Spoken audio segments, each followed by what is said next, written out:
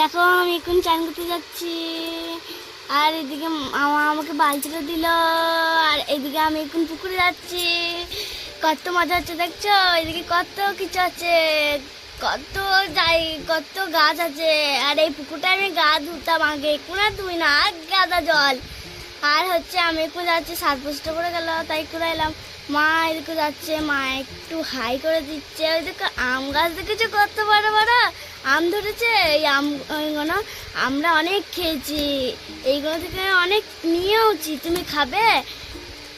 তাহলে পাঠাই দেবো, যদি খাও তাহলে বলো।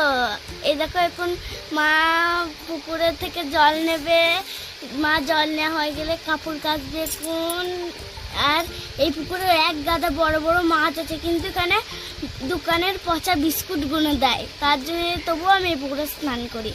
আর এখন আমার স্নান করা হয়ে গেছে বলে